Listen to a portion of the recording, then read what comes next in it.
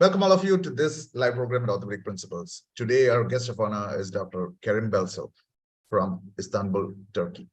Dr. Belsel is an associate professor at the Department of Orthopedic Surgery at the Bismillah Vakif University in Istanbul, Turkey. After graduating from the Istanbul University Medical School, he completed his orthopedic residency at the Istanbul University. He passed the Turkish Orthopedic Board exam in 2008 and was successful in the European Board of Orthopedic Surgery and Traumatology at Dublin, Ireland, and became a fellow of the EBOT in 2012. He was selected for the Shoulder and Elbow Society of Europe and Asia as a joint traveling fellow in 2013. He is presently an active member of the Turkish Society of Shoulder and Elbow and an honorary member of the European Shoulder and Elbow Society. He's also the member of the European Shoulder and Elbow Society Program Committee since September 2016.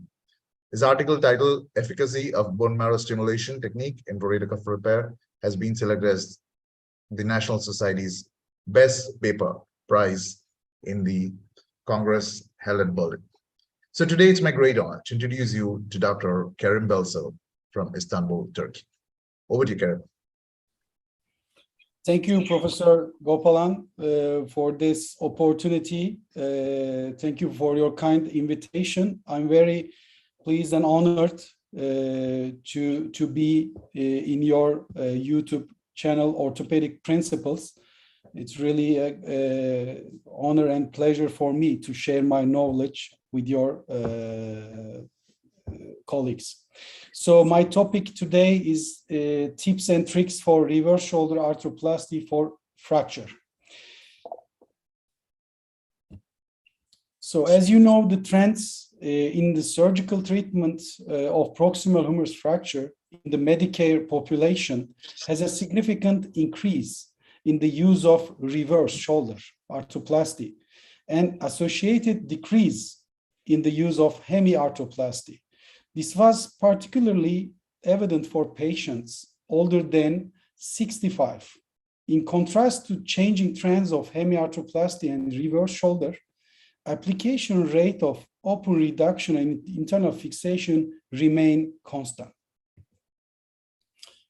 So this is another study, a nationwide study of records of nearly 650,000 cases of proximal humeral fracture in Germany from 2007 to 2016.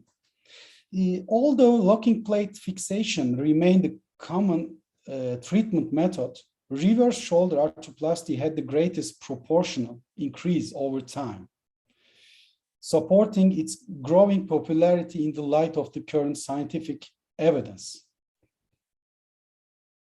This is a recent meta-analysis of 92 studies, including more than 3,000 patients. And this study shows that open reduction and internal fixation for proximal humerus fractures demonstrates better clinical outcomes, but with a significantly higher reoperation rate. And hemi and reverse are effective as well.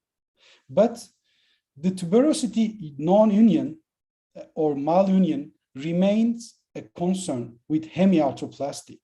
And reverse show better outcomes and lower complication rate comparing to the hemiarthroplasty.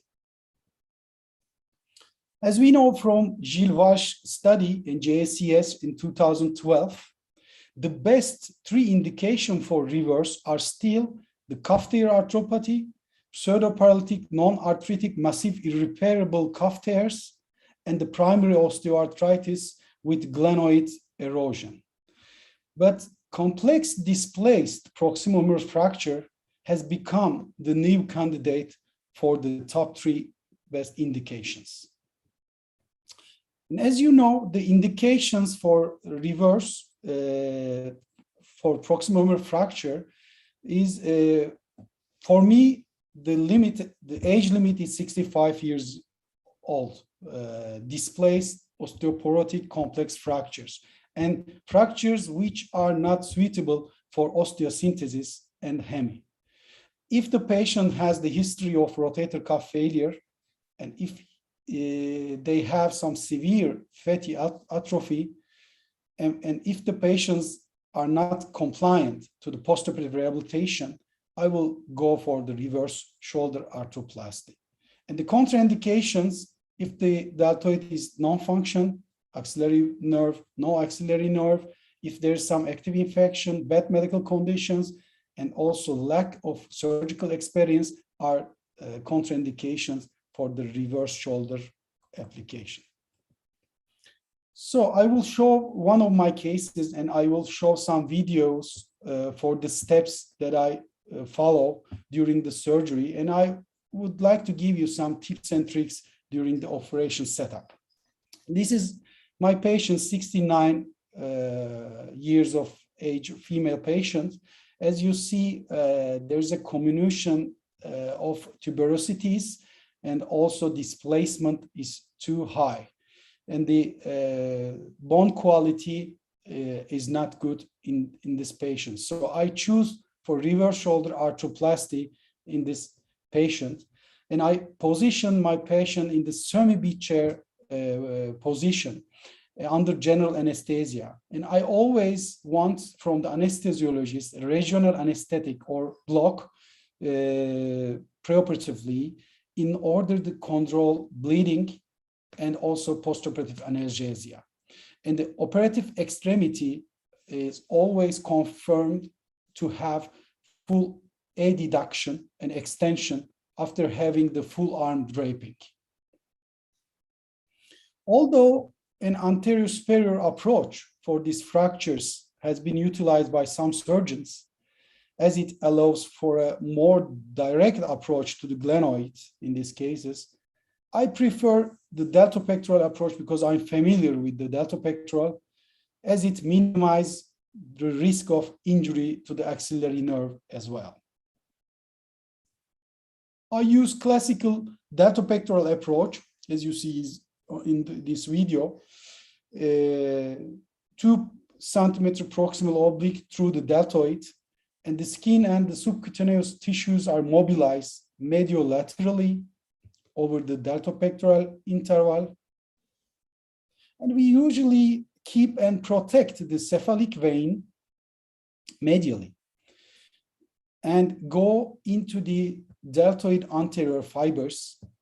And we always put one retractor to the coracoid process and the other one to the shaft of the humerus. And then the long head of biceps is identified and dissected through the intertubercular groove. After releasing the superior portion of the pec major, we tenodesis the biceps to the pec major tendon itself to prevent subsequent cosmetic deformity. We follow the sulcus intertubercularis to aid in the identification of the tuberosities.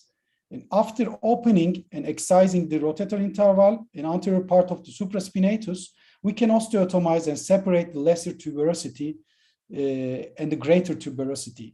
And they pass two sutures for marking and the remove the humeral head.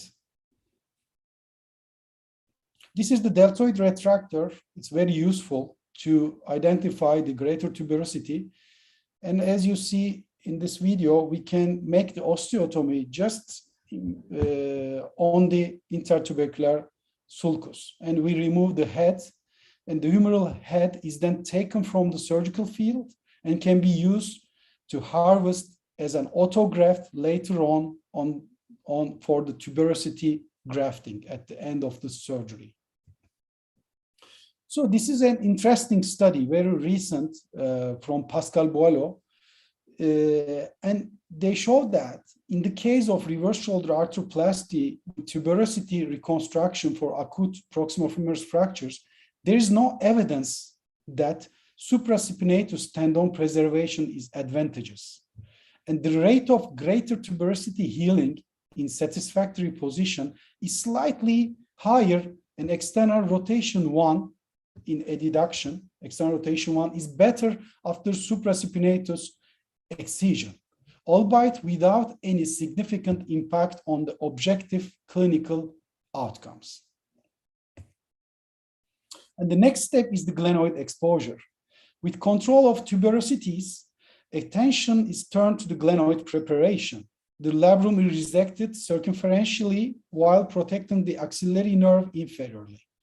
We mark the inferior circle, as you see, the equator and the central entry point.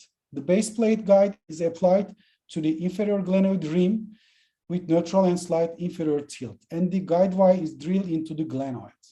Rimming is performed to a concentric surface, leaving the subchondral bone intact when possible. And the base plate is then applied with the goal of achieving stable fixation. The glenosphere size is dependent on the patient size for me, because I usually use small glenosphere, 36 or 38 for ladies, and big one for 42 or 44 for men. And then we go for the humeral implantation. But before the preparation of the humerus, I always release the supraglenomerular ligament in MGHL. I detach from the subscapularis tendon in order to have a good reduction for the lesser tuberosity. The humeral canal is reamed and prepared in the first trial. The humeral prosthesis trial is applied, and the tuberosities and medial calcar are commonly used to gauge the proper height of the prosthesis. 2 drill holes are made to the proximal part of the diaphysis for vertical sacklage suture passage. When possible, we prefer not to apply cement into the humeral canal to diminish risk of the associated cement, including future loosening and extravasation and thermal necrosis. An uncemented humeral stem is usually utilized if it is stable to rotational and axial forces.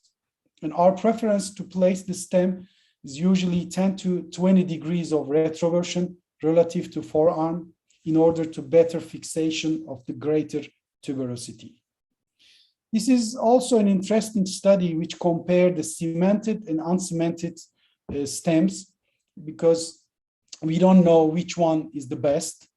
But in my practice, I tend to use uncemented one. But if the patient has an osteoporosis and the bone is weak, I usually go for the cement.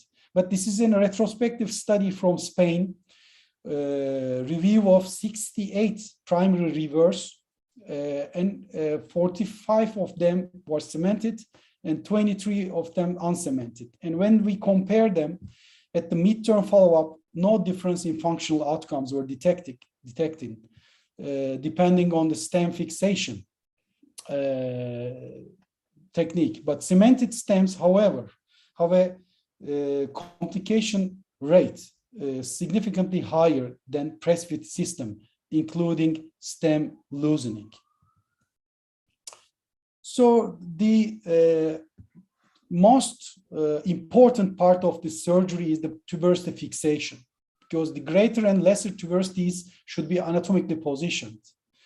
Bone graft from the humeral head can be inserted between the tuberosities behind the proximal humeral stem to augment healing. Finally, after reduction of the prosthesis, 2 loop horizontal sacklage sutures and the vertical sacklage sutures of the proximal shaft and both tuberosities are fixed with the use of Nice knot, which was described by Pascal Boileau. And we make the reduction first, and then we fix the tuberosities with Nice knot over the graft that I put already on the stem and diaphysis. And this Nice knot is good for stability. And also, if you are not happy with that, you can make it again to get a good reduction. And then range of motion after fixing the tuberosity with the horizontal and vertical sacklage, we can check the stability of the tuberosities and also the stability of the prosthesis later on. This is the vertical sacklage. We fix the tuberosities, both tuberosities, to the diaphysis, and we can check the stability after that, and it looks fine.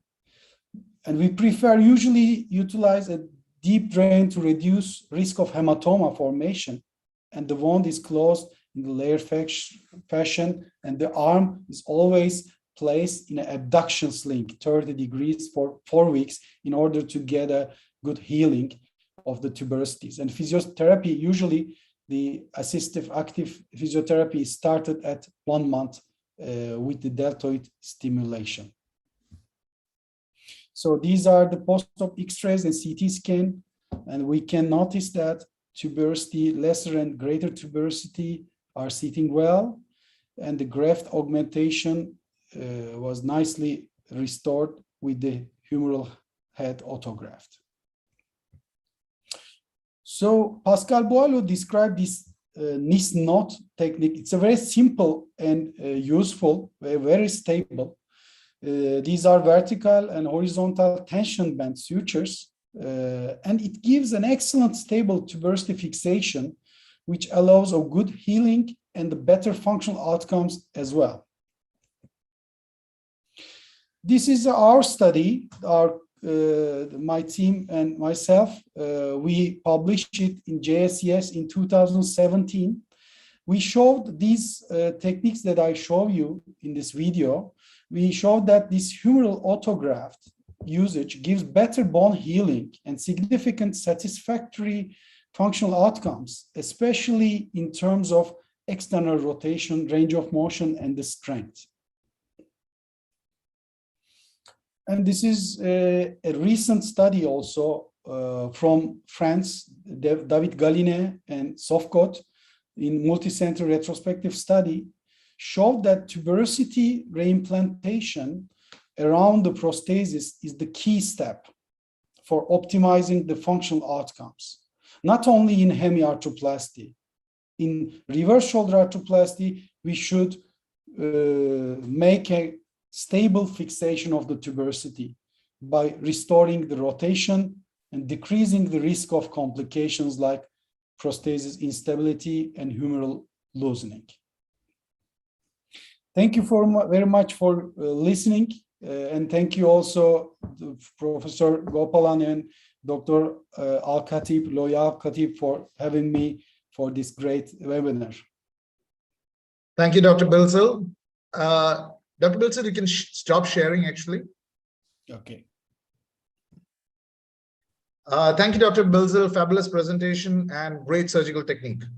Thank you. A few questions, Dr. Bilsel. Yes, now, please. do you reserve a reverse shoulder arthroplasty for severely displaced fractures in the elderly? Because one of the reasons I'm asking is we know that a lot of randomized control trials have looked at this problem, and sometimes even a conservative treatment works well for these elderly patients. And when you're trying an ORIF, you're always keeping the patient's own humeral head, right? So do you reserve reverse for severely displaced fractures or even head split fractures? Yeah, usually I don't reserve it because preoperatively I give my indication and I prepare myself for ORIF or prosthesis. But when I do prosthesis, when I am in between the reverse and hemi, I always keep two options. But when I go for open reduction internal fixation, I always my aim is to do that. Even I have some problems, I always go for the osteosynthesis. And I pay attention not to put the screws too much close to the joint, because in these porotic fractures, we will have, some collapse later on, some varus displacement, and the screws will go out, and it gives some erosion to glenoid and making a prosthesis for a sequela, trauma sequela, is really demanding for a patient and for the surgeons also. So how do you actually decide whether you're going to do a reverse or an ORIF? What is your criteria? Yes, my criteria, as I show you in the presentation, the age, okay, it's very important, but some people even in young age, they look very old and their bone is not good quality. I check the bone quality, displacement, and cuff, rotator cuff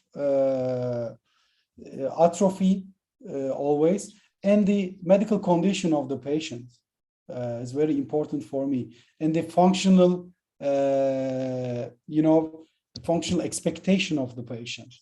Because when you do reverse, okay, they are doing well with the elevation, maybe external rotation if the tuberosity is healed well, but they are not happy with the internal rotation. That's why we need to select the patient and not only with the radiology, but with his clinical setups and everything, I guess. Thank you, Karim, for that. Karim, we are also joined by Loy Al Khatib, who's a orthopedic surgeon specializing in shoulder surgery. He's in Dubai. And Yeah. Loy, welcome to this Good to see you presentation. here, Loy. Yeah. Loy, questions Hi, to Karim. Dr. Bilser. Can you hear me? Hi, yes. Hi, how are you? Perfect. Oh, yeah. Thanks a lot for the great presentation, as expected. So Thank you. thanks again. I think the indication for hemiarthroplasty is getting narrower and narrower. We all know it might be now the indication for only young patients who sustained head split or 3/4 part fractures that's not reconstructible. But I wonder why all of the studies, RCTs, showed that reverse is outperform the hemiarthroplasty.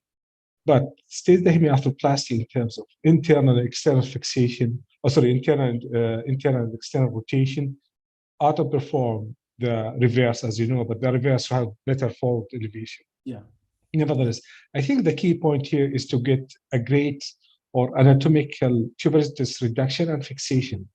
The question is here, this is ABC question for the audience. What radiological parameters that you use or rely on and say this is anatomical reduction for the tuberosities post-op? Do you use any parameters? Yeah.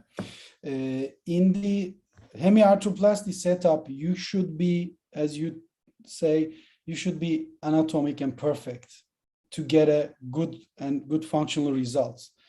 So for me, hemiarthroplasty is harder than reverse shoulder arthroplasty because you should do anatomic procedure, like Bankart surgery, for example. Exactly. Bankart About surgery overstuffing. should be perfect, okay? But okay, Latarjet procedure is a demanding procedure, but it's not anatomic. Okay, you can do it, but you should do the anatomic procedures perfect. In hemiarthroplasty, I look for the Gothic arc and the tuberosity height from the head. It should be 5 to 7 millimeter inferiorly. During the operation, I check the pec major attachment for the, it should be more than 5.5 centimeter below. So for reverse shoulder arthroplasty, I don't have any, evidence. I don't have any measurement, but I always check the reduction after my surgery. I always check the reduction with CT scan to see the sitting of the lesser and greater tuberosity around the, stem, and it should be compressed to the shaft, and also it should be compressed each other, vertically and horizontally. Agreed. But I don't have any exact method to measure it. Do you think that in reverse shoulder arthroplasty, you can rely on the tension of the conjoint tendon? Do you think it's something reliable that you can do? Yeah, the tension, I have two tools to feel the tension. One is conjoint tendon, one is the deltoid. But still, we don't have any tools to really measure it. It's it's subjective. It's a It's a yeah, subjective matter. subjective. We don't have any objective tools for it. Exactly. Yeah. Also, But do you have if any it is age? too tight, when it is too tight, not in fracture cases, but CTA cases, I usually make some release to the conjoint tendon in order to decrease the pressure on the plexus. Exactly. I think the big question now is subscap repair. Do you need it, or would that add anything to the reverse, or would lead to the same outcome? Yeah. What are your thoughts on subscap repair? It depends on the design that you use. If you use medialized, inframedialized Grammon design, you inferiorize and medialize. So you can repair the subscap easily, but in the lateralized prosthesis, lateralized and inferiorized, sometimes it's not easy to take the subscap and put it. You can put it, but when the patient makes some external rotation, it's gone away. So I check it during the surgery. I release the MGHL supraglenohumeral ligament to get a good, excursion to the subscap, and I check during the surgery with external rotation. If it is going well, I repair it. But if not, if it is too tight, okay, I leave it, the subscap. Awesome. Thanks, Karim. Thanks again. I hope to meet you soon in one of the shoulder meetings. Yeah. I'm looking forward. Loy, that's all the questions that we have, right? Yeah. Thank you, Dr. Bilsel. That's all the questions that we have for this session. Thank you for this fabulous presentation, and we really look forward for one more lecture with you in the future. Thank you. It's amazing to see you and to be in your YouTube channel together with colleagues. Hope to see you in the near future. Thank you very much for your kind invitation again. Bye-bye. Awesome. Thank you. Thanks. Bye-bye. Cheers.